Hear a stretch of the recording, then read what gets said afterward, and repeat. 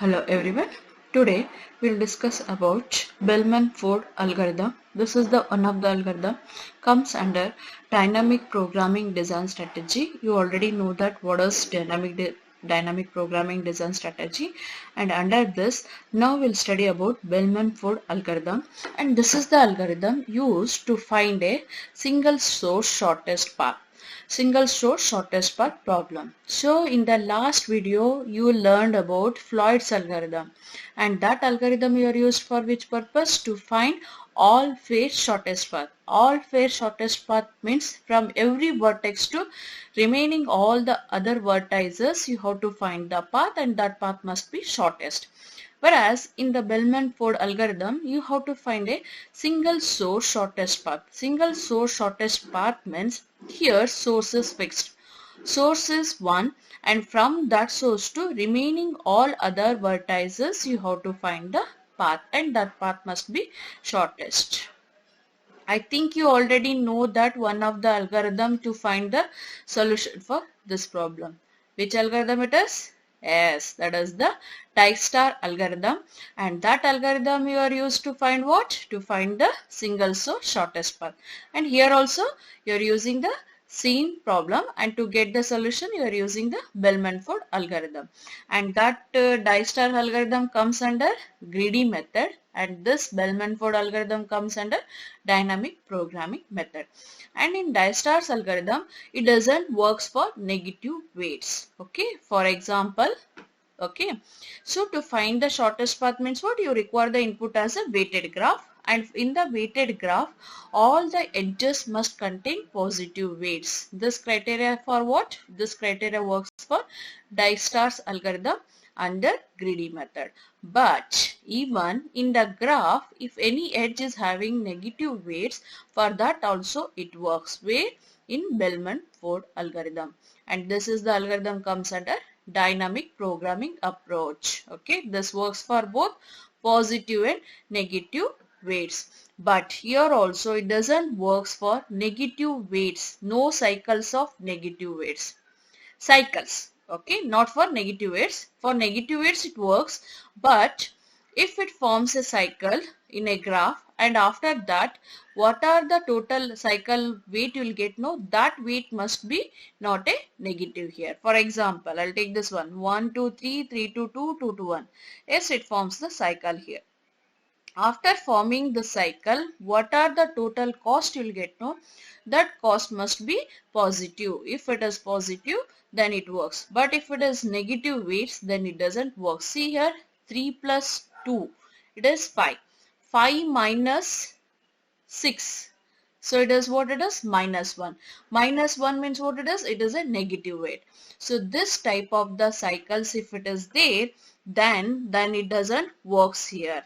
Okay, is it clear? So for this one, at the end you will get the total cost as what? Minus 1 here. So minus 1 is what it is. This one you call as what it is? Cycles of negative weights here. So this type of the graph, if it is there in the graph, this type of the cycles if it is there, no, then it doesn't works here. Is it clear now? Okay. So Bellman-Ford algorithm you are used for which purpose? To find the single source shortest path, and that path may be what? It contains the positive weights or negative weights, it works, but cycle of negative weights it doesn't works here.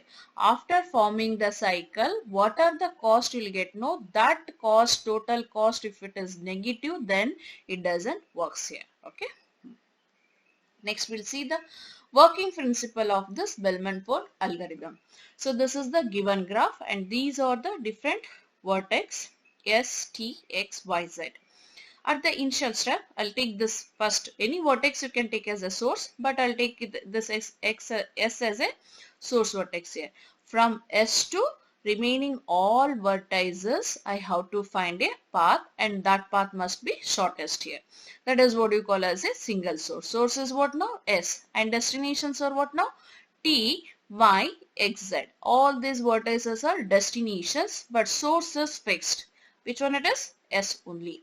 From S to remaining all vertices you have to find a path, and that must be minimum here. For finding that, at the first step what is the thing we'll do now? First, I have to initialize the weights here.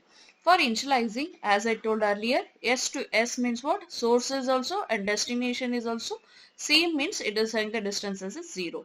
At present, I am not visited any of the vertex. That's why initially I'll take these as a infinity. Infinity means what? So in the future you may get the any of the values here. That value what at present I don't know. At that time, during that time, I can take that weight as a or path the distance as a infinity. So now this is your initial step here. After initialization, next I'll start visiting the vertices. Means what? I'll start finding the shortest path from source to remaining all vertices. So first I'll take this S, this is your source, and now I'll go to find the destinations as a T and Y, and for this one I want to find a path here. So for S to T, at present how many paths are existing? Only one path, that is S to T. And what is the edge cost now? 6 it is. 0 plus 6, distance becomes what now it is? It is 6.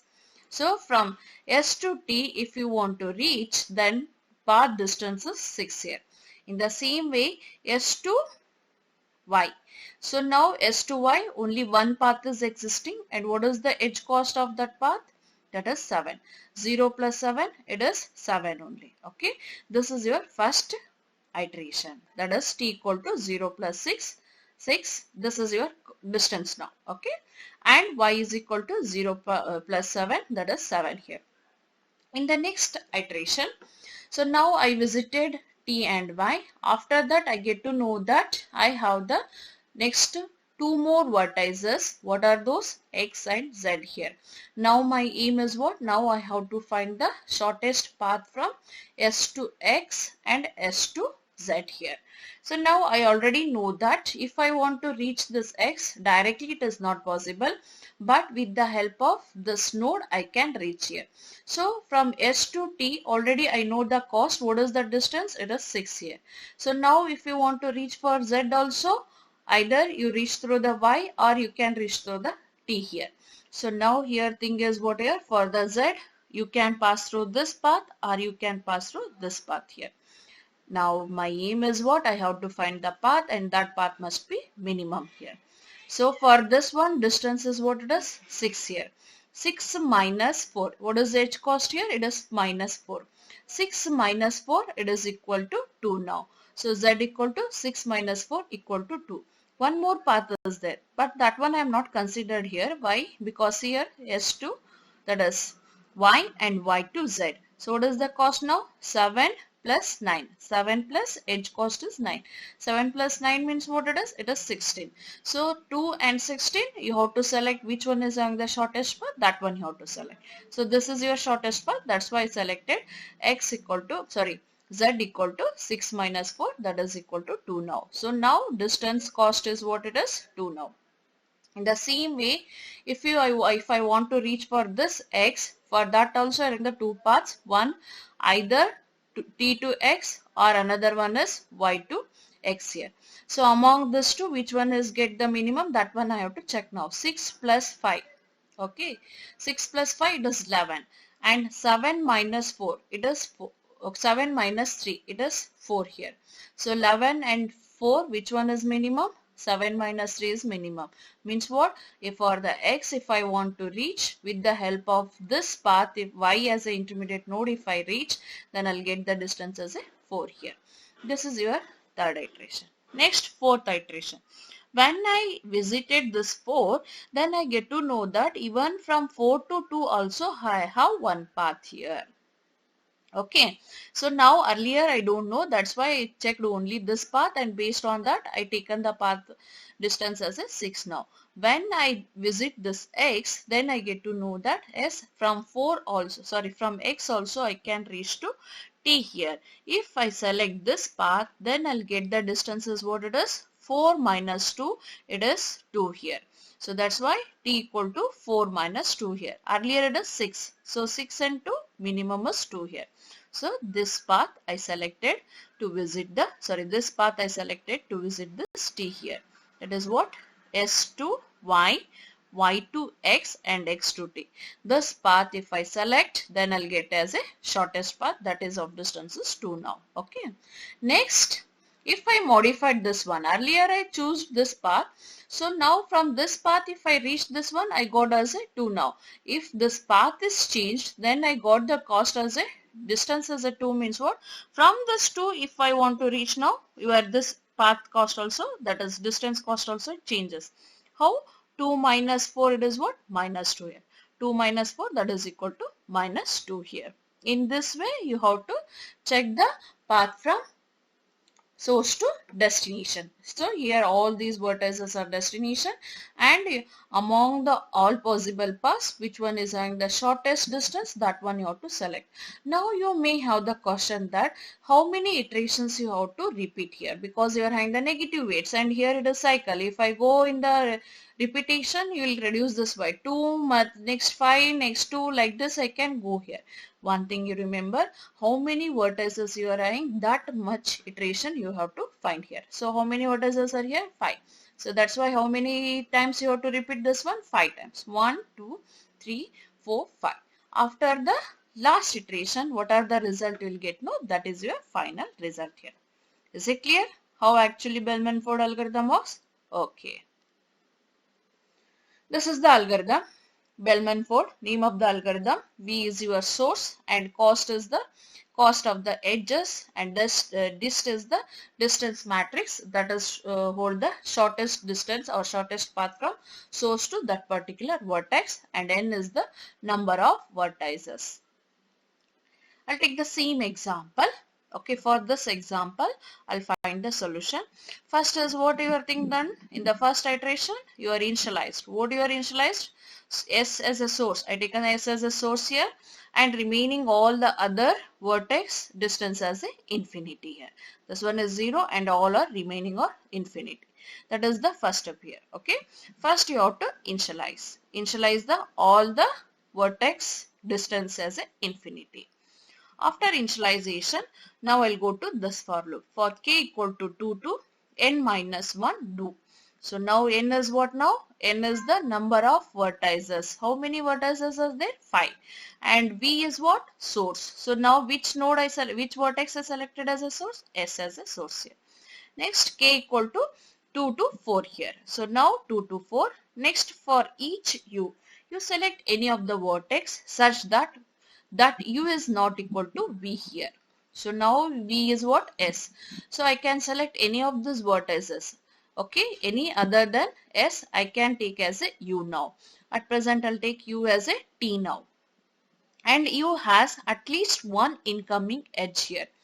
At present S is known. So from the S to T I have one incoming edge. Yes, this condition is also fulfilled. If it is fulfilled, then I will go for the thing for each I comma u in the graph. Okay, how many incoming edges are there and what is the cost of that? That one I have to calculate now. For that, this is the criteria I checked here. So what is the condition here? Distance of u is greater than distance of I plus cost of I comma u here. So now I'll take this example. T is now as a u and it is having only one incoming edge, that is what? S to T as a incoming edge. Now I'll apply this condition. What is that? Distance of u. U is what now? T is greater than distance of I. I is what now? S plus cost of I comma u. S comma T here. Now distance of T is what? It is infinity. That one I taken as a infi is greater than distance of S. What is your distance of S now? 0. Plus cost of S comma T, edge cost. So which edge connects this two and what is the edge cost of that? That is 6 here. 0 plus 6. 0 plus 6, it is equal to 6 here. Infinity means what? As you assume that it is very large number. S it is larger means what? S it is greater than this 6 also. If this condition is true, okay, then what is the thing you have to take now? Distance of u equal to dist of I plus cost of I comma u. That is the thing only. Distance of T now becomes what? 0 plus 6, that is equal to 6 here. First, this cost is infinity. After calculating, now I got the distance as a 6 for the T now. Okay. Next I'll take u as a y here. Okay. And y is having how many incoming edges? At least one incoming edge. Yes, from S to Y, one incoming edge is there. This condition is fulfilled. Then you have to calculate dist of y is greater than dist of S plus cost of S comma y. Y at present is infinity and distance of S is 0 and edge cost is 7 here. 0 plus 7, it is 7 here. Okay. So Next I'll take a u as a x here. For x you are having the two incoming edges. One is from t to x and another one is from y to x here. Two incoming edges t to x and y to x. Now I have to calculate both the incoming edges cost here. First I'll take as a x and distance of t and cost of t comma x. What is distance t now? It is 6. And cost of t comma x. So cost of t comma x is edge cost. This edge cost is what? It is 5. 6 plus 5 is 11 now. Okay. Next is distance of x. Now I'll take y as a this one incoming edge. Y to x incoming edge. So that's why y cost of y comma s. Distance of y is what? I already calculated. What is that distance? 7. And edge cost. Y to x edge cost is what? Minus 3. 7 minus 3 it is 4. Yes, it is less than the distance of x. Earlier I already calculated distance of x as what now? It is changed as a 11 here. So yes, 11 is greater than 4. Condition is true. If condition is true, then you execute this statement. What is the statement? Distance of x equal to 4 now. Earlier it is 11, it is 4. In this way. Okay, two paths are there. Among these two paths, which one you have to select now? Which one is having the minimum? So now it is selected now minimum only now. Yes. Next, I'll take u equal to, one second, I'll take u equal to z. So now for the edge z also, two incoming edges. One is to t to z, another one is y to z. Same thing. First I'll check for the t to z. Distance of t plus cost of t comma z here. Distance of t is 6 and edge cost is what? It is minus 4. 6 minus 4 it is what? 4. Now at present I don't know what is the distance of z. That's why I taken as infinity. Infinity is greater. Condition is true. That's why distance of z equal to 6 minus 2. It is equal to 2 now. So now distance of z is what now? It is 2 now. Next one incoming edge is there. One more. Y to z here. Y to z. So that is like the distance of y is what now? It is 7 and 9. 7 plus 9 is what? It is 16. And distance of z is what now? It is 2. I already calculated. Is it greater? 2 is greater than 16? No. Condition fails. Then you stop there only. Okay. So then you go and increment the k value now. K value earlier is what? 2. Now k value becomes 3 now. After that you have to check is there any of the vertex is left with the any of the incoming edges. Yes, I already calculated for the t. Earlier I know that only one incoming edge is there. When I visited x, then I get to know that one more incoming edge is there for t and that one I not considered. I'm not considered earlier. Now I have to consider that one also. U equal to t, one incoming edge x to t here. That is distance of t is what? I calculated as a 6 now and distance of x is what? I calculated as a 4 here. So that 4 plus cost of x comma t. Cost of x comma t. Edge cost. That is minus 2. 4 minus 2 what it is? It is minus 2 and 6 is greater than minus 2. Condition is true. Then you change this distance equal t equal to 4 minus 2, that is equal to 2 now. This is the only one incoming edge is there. Next one more is there for the z. Okay. So now one more iteration you have to go. For this one all this incoming edges, all this for loops condition become fails. Then I'll increment k equal to 4. After incrementing I get to know that earlier I modified. Now t value is modified as a 2. Then this value also it modifies here. That's why I have to check that incoming edge t to z once again here. So now what is the distance of z now? Distance of z is 2 and distance of t is what? 2 and cost of tz it is minus 4. 2 minus 4 means what? It is minus 2.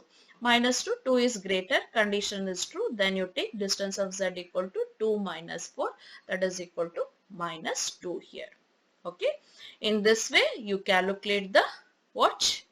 Distance, that is the shortest path from source S to remaining all vertices. So is it clear now? What is the time complexity then? So this is your basic operation, and this basic operation comes under 3 for loops. Then time complexity is what? It is big O or theta of n cube here. Okay, so this is how Bellman algorithm works to find the single source shortest path problem. Thank you.